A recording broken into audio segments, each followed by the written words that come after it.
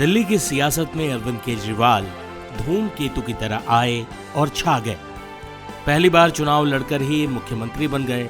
10 साल तक और 3 बार दिल्ली के मुख्यमंत्री रहे अरविंद केजरीवाल न सिर्फ नई दिल्ली सीट से अपना चुनाव हार गए, बल्कि आम आदमी पार्टी भी पिछली बार के 62 के मुकाबले महज 22 सीटें जीत पाई। 48 सीटों के साथ प्रचंड बहुमत वाली बीजेपी सरकार दिल्ली की सत्ता में 27 सालों बाद वापसी कर रही। अरविंद केजरीवाल के लिए पिछला हफ्ता किसी बुरे सपने से कम नहीं रहा। उन्हें एक के बाद एक 3 बड़े झटके लगे।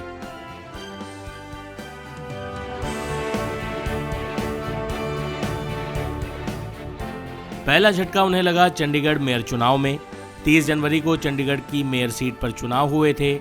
आम आदमी पार्टी और कांग्रेस गठबंधन के पास मेयर सीट जीतने के लिए पर्याप्त नंबर थे, लेकिन उसके बाद भी जीत हुई बीजेपी के प्रत्याशी की। बता दें कि आम आदमी पार्टी के पास 13 पार्षद थे, कांग्रेस के पास 6 पार्षद थे, वहीं बीजेपी के पास 16 पार्षद थे। चंडीगढ़ से कांग्रेस सांसद होने के नाते मनीष तिवारी भी निगम पार्षद में सदस्य हैं। इस तरह से 36 सदस्यों में मेयर पद जीतने के लिए 19 वोट की जरूरत होती है। कांग्रेस और आम आदमी पार्टी के सदस्यों को मिलाकर कुल 20 वोट हो रहे थे। चंडीगढ़ मेयर के चुनाव में बीजेपी को 19 वोट मिले तो आम आदमी पार्टी कांग्रेस के प्रत्याशी को 17 वोट ही मिल सके।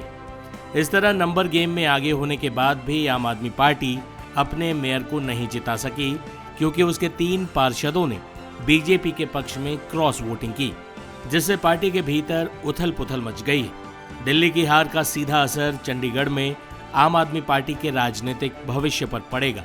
पार्टी के अंदर भी पार्षदों को शक की नजर से देखा जा रहा है कि किसने क्रॉस वोटिंग की।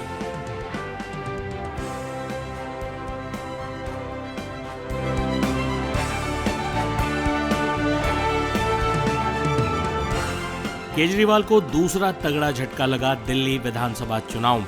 दिल्ली की सियासत में 2015 और 2020 में क्लीन स्वीप करने वाली आम आदमी पार्टी को 2025 के चुनाव में करारी मात मिली।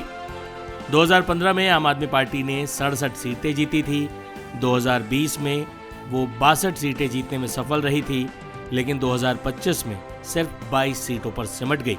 आम आदमी पार्टी देश के अन्य राज्यों में अपने पांव पसारना चाहती थी, लेकिन उसके मुख्यालय, उसके केंद्र दिल्ली से ही उसकी जड़ें उखड़ गई हैं, जिसे आम आदमी पार्टी के भविष्य के लिए बड़ा झटका माना जा रहा है।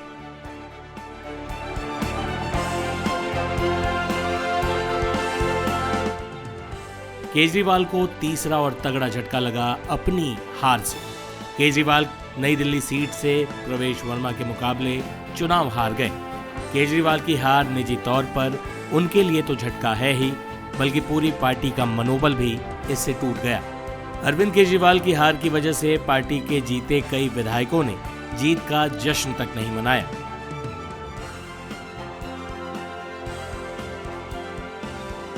इनके एक बड़े नेता से मिला था,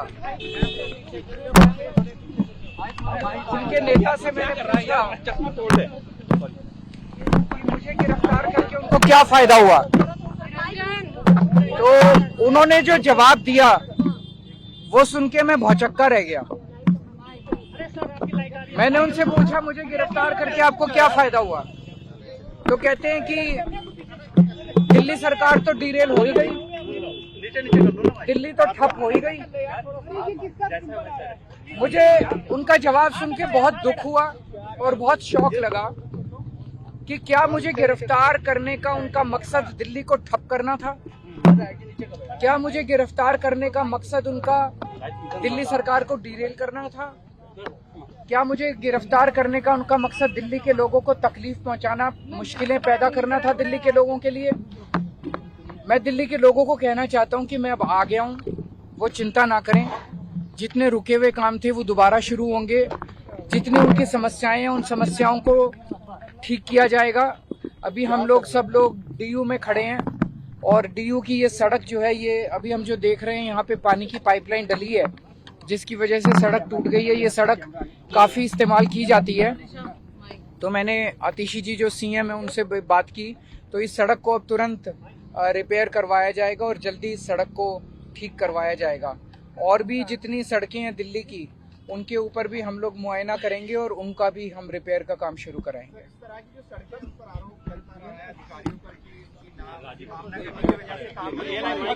मैंने जैसे बताया कि इन लोगों का मकसद ही ये था कि दिल्ली का काम ठप करके आम आदमी पार्टी की सरकार को बदनाम करना, लेकिन हम दिल्ली के लोगों के काम रुकने नहीं देंगे। अब मैं आ गया हूं जेल से बाहर, जितने रुके हुए काम है वो सारे काम दोबारा चालू करेंगे।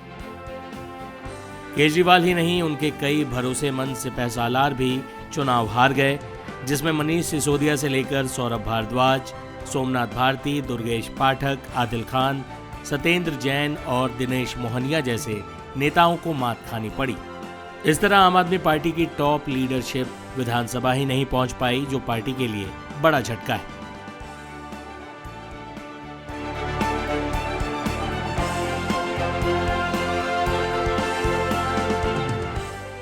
विधानसभा चुनाव हारने का पहला इफेक्ट एमसीडी पर पड़ेगा, जहां पर 2 महीने के बाद अगले मेयर का चुनाव होना है। बीजेपी की पूर्ण बहुमत के साथ दिल्ली में सरकार बनी है, जिसके चलते विधानसभा स्पीकर भी बीजेपी का ही होगा। विधानसभा स्पीकर अपने विवेक पर 14 विधायकों को नगर निगम के सदस्य के रूप में मनोनीत करते हैं। अब तक की परंपरा है कि सत्ता पर काबिज पार्टी के विधायकों को ही मनोनीत किया जाता है। स्पीकर अगर 14 मनोनीत सदस्यों में से 13 विधायक भी बीजेपी के नगर निगम में मनोनीत करते हैं, तो भी पार्टी एमसीडी का बहुमत हासिल कर लेगी। इस तरह बीजेपी बिना किसी तोड़ फोड़ के अप्रैल में दिल्ली एमसीडी में अपना मेयर बना लेगी।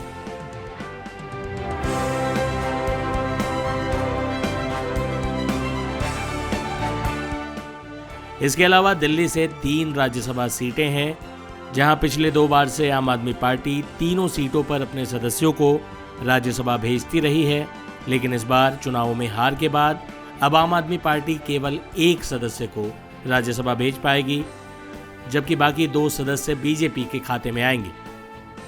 इसके अलावा पंजाब, जो अब आम आदमी पार्टी के शासन वाला इकलौता राज्य बचा है, वहां भी टूट की खबरें आ रही हैं। कांग्रेस ने कहना शुरू कर दिया है कि आम आदमी पार्टी के 30 विधायक उनके संपर्क में हैं। कांग्रेस नेता प्रताप सिंह बाजवा ने दावा किया कि आम आदमी पार्टी पंजाब में टूट जाएगी और भगवंत मान और अरविंद केजरीवाल के बीच सत्ता का संघर्ष होगा। ऐसे में आने वाला वक्त आम आदमी पार्टी के लिए कई चुनौतियां लेकर आ रहा है। देखना है कि दिल्ली विधानसभा चुनाव में हार के बाद अरविंद केजरीवाल और उनकी पार्टी खुद को कैसे संभालती है।